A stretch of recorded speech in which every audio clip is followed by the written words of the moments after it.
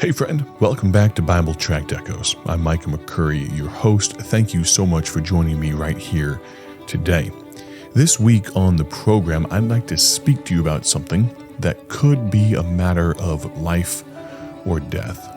And I'm not talking about, though incredibly important it may be, I'm not talking about physical life or physical death. I'm talking about eternity.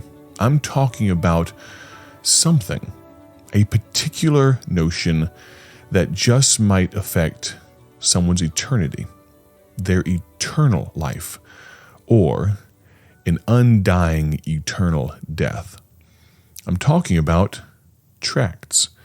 You say, well, Brother Micah, you are the director of Bible Tracts Incorporated. It would make sense that you talk about Bible tracts, that you talk about gospel tracts, that you talk about these little pieces of paper that contain the gospel, some Bible verses, some explanation, an introduction, an explanation of how to know you are on your way to a place called heaven, how to have peace with God, a relationship with God. It would make sense, Micah, that you talk about those.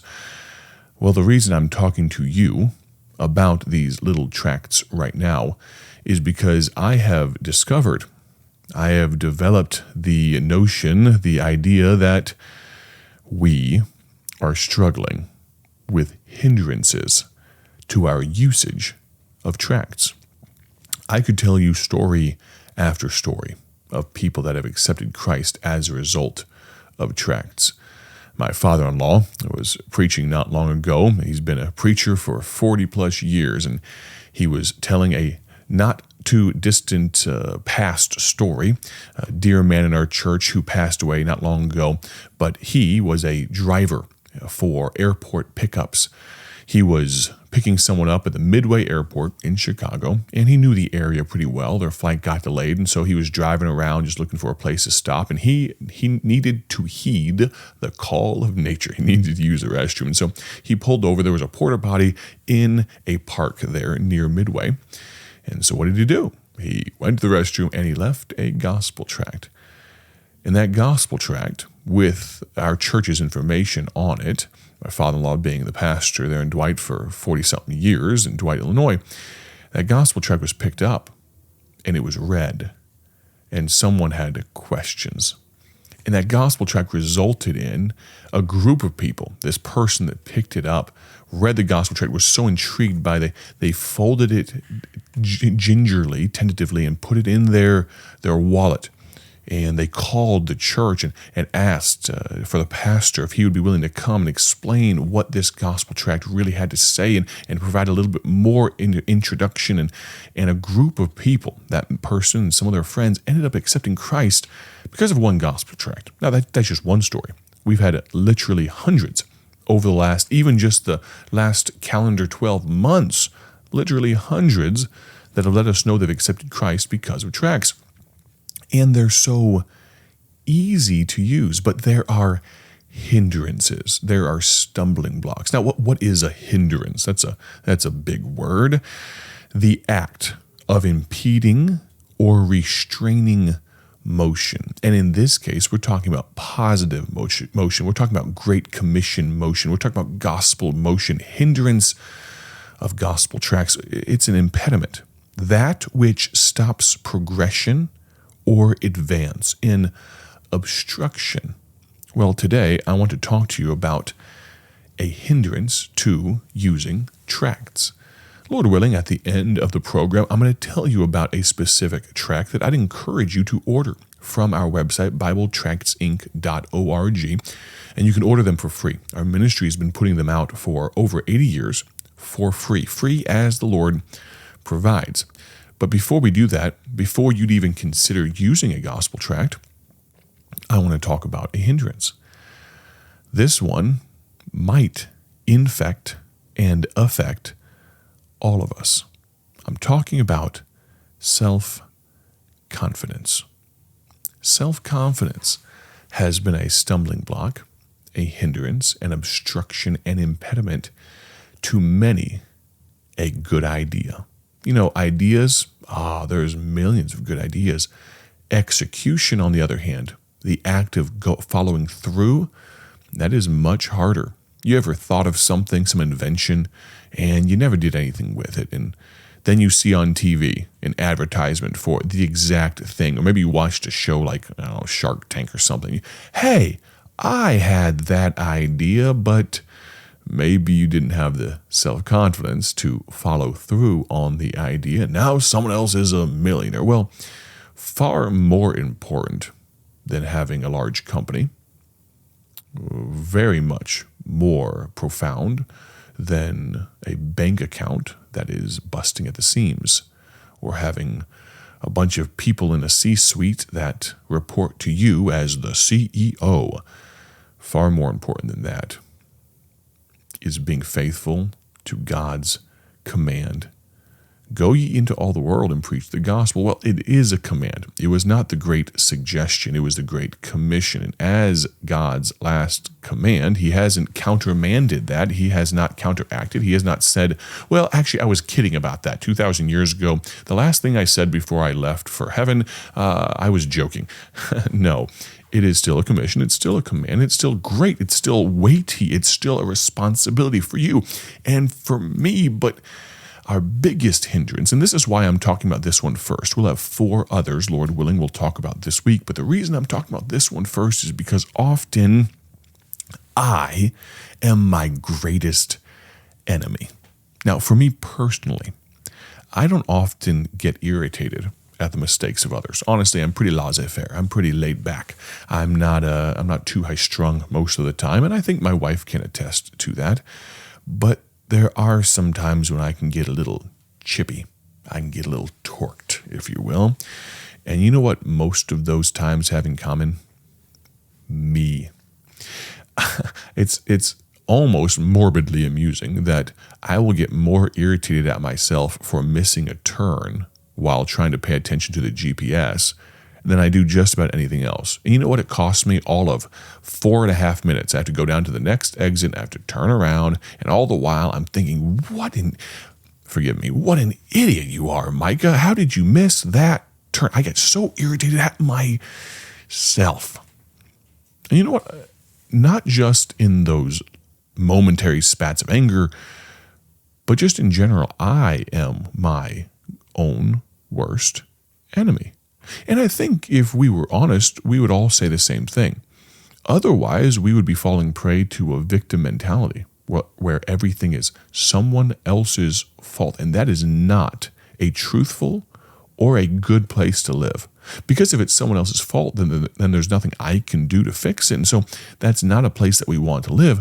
But I'm going to ask you, if you would, to go to your Bible. We're going to go to the book of John for just a moment. I'm going to share a gospel verse with you, a Bible verse with you that may help you with this. But I also want to share a story. John chapter 20 and verse number 21. We're talking about self-confidence here.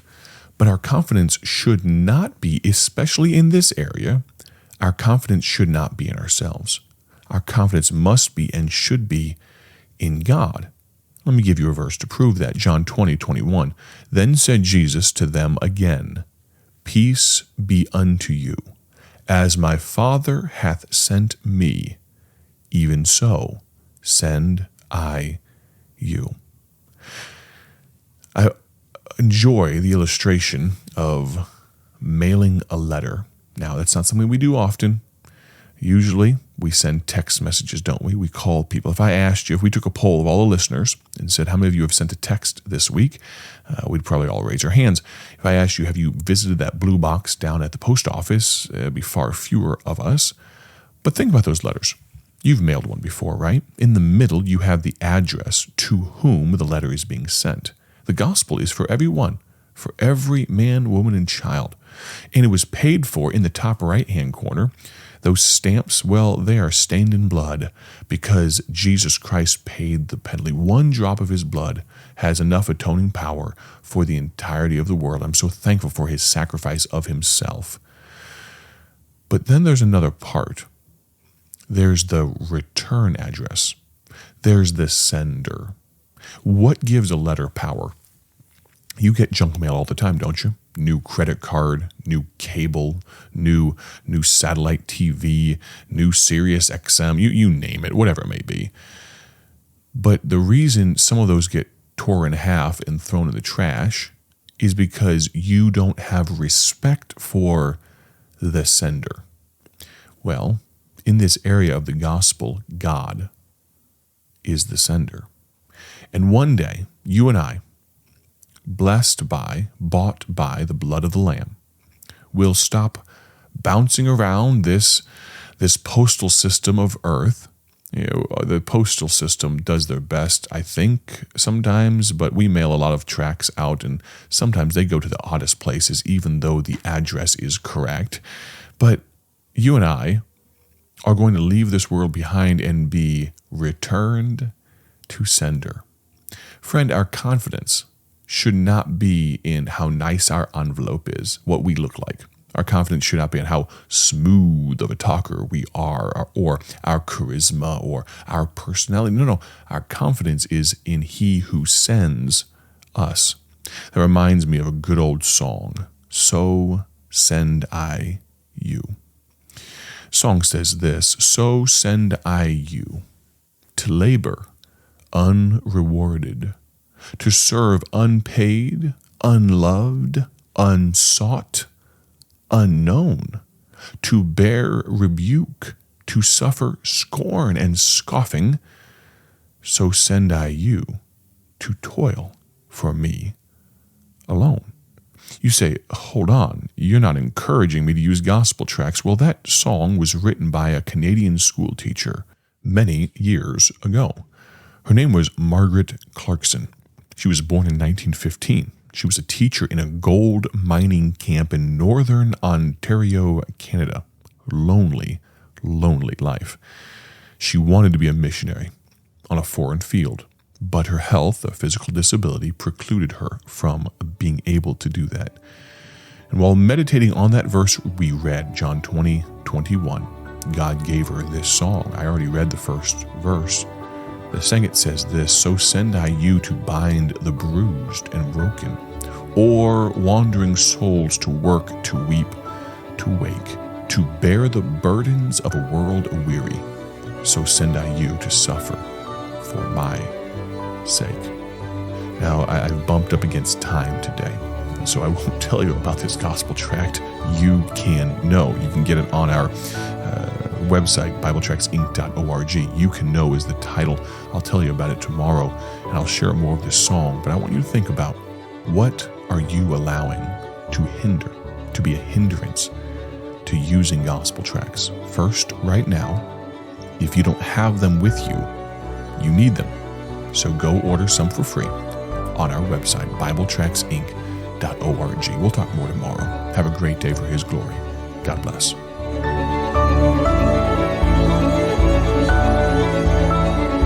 Thank you for tuning in to Bible Tract Echoes, the radio ministry of Bible Tracts Incorporated. Want to see our gospel tracts and other resources? Visit us online at BibleTractsInc.org. That's BibleTractsInc.org. Or follow us on social media to learn how you can partner with this ministry. Thanks again for listening. May the Lord richly bless you as you live for Him.